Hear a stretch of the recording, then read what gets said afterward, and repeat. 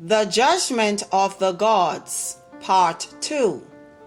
Now there are rules of engagement when it comes to these fallen ones, fallen angels.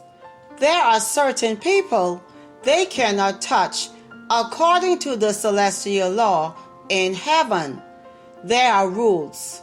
They just cannot destroy whom they will. They can only destroy or control the people who give access through sin, through being disobedient. So that's the rule of engagement. If you choose to sin against the God of heaven, automatically you become a servant or slave to the fallen ones. Satan is the top fallen angel or god of this world. He's the prince of the air. When angels fall, they automatically fall under Satan's rank or authority. So now let's go back to the beginning to have a further look at these gods. Genesis chapter 1, verse 3 through 5. And God said, "Let there be light," and there was light. And God saw the light, that it was good. And God divided the light from the darkness. And God called the light day, and the darkness he called night. And the evening and the morning were the first day. Now this wasn't done just to have night and day. The Most High set in motion a calculation that would lead to a judgment. There would be a certain amount of nights and days before the judgment of what happened in heaven. A revolt happened between Lucifer and his angels against Michael and his angels, which resulted in the fall of Lucifer and 1/3 of the stars from heaven. Cross-reference scripture, Revelation chapter 12. So it's like having two dials on a watch. Time isn't just here for us to make appointments.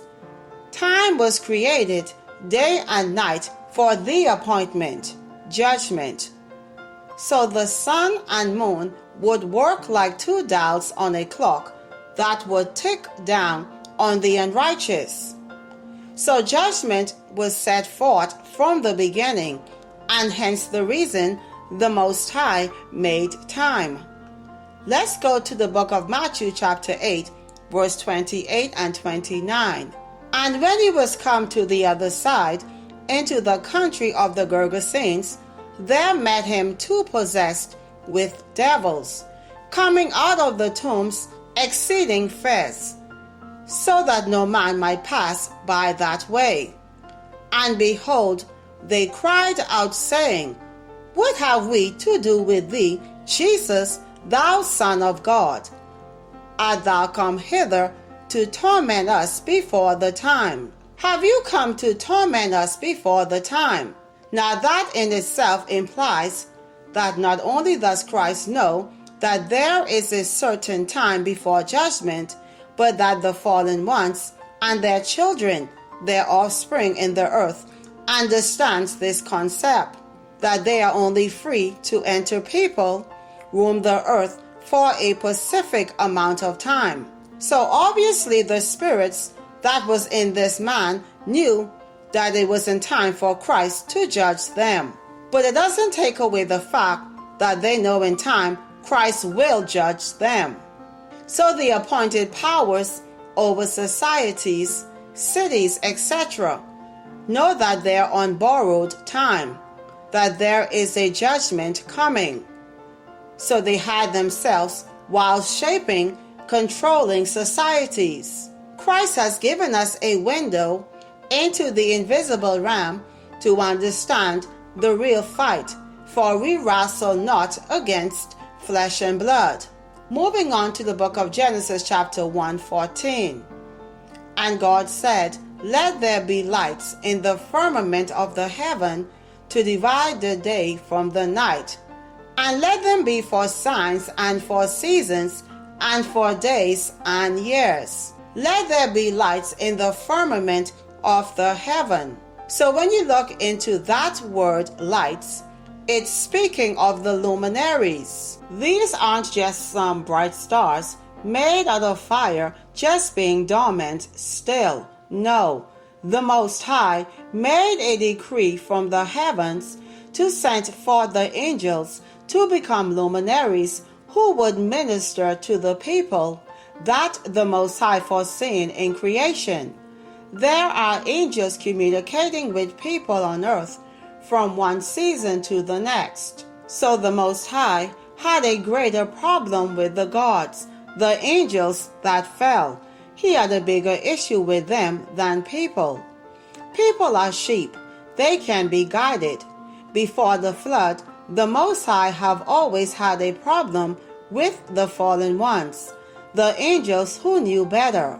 Now let us conclude this lesson in the book of Isaiah, chapter 14, verse 12 through 14.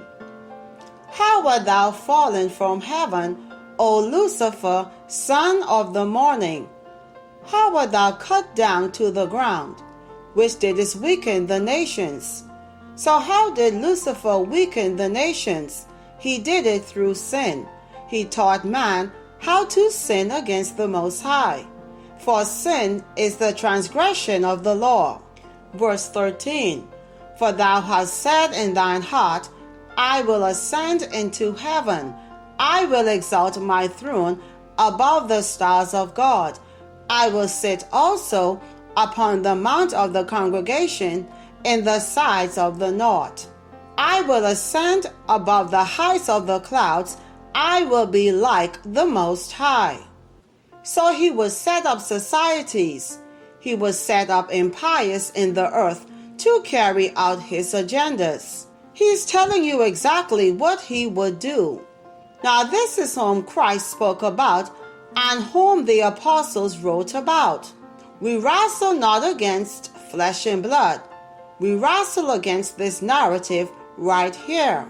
Verse 13 says, I will exalt my throne above the stars of God. I will sit also upon the mount of the congregation in the sides of the north. So Satan vowed to one day go back into heaven. I will ascend above the heights of the clouds. I will be like the Most High. And there's no way he could actually do this without tricking the nations of the earth into serving him. Satan needs people to carry out his demands upon the earth. He needs the labor of man to accomplish his desires upon the earth. So the deceiver would eventually deceive the earth, him knowing that there is a judgment at the end of it for him, but yet refuse to tell those who are helping him. Thank you for listening to part 2 of the Judgment of the Gods. Please subscribe to the channel, like, comment, and share the videos. Be blessed always.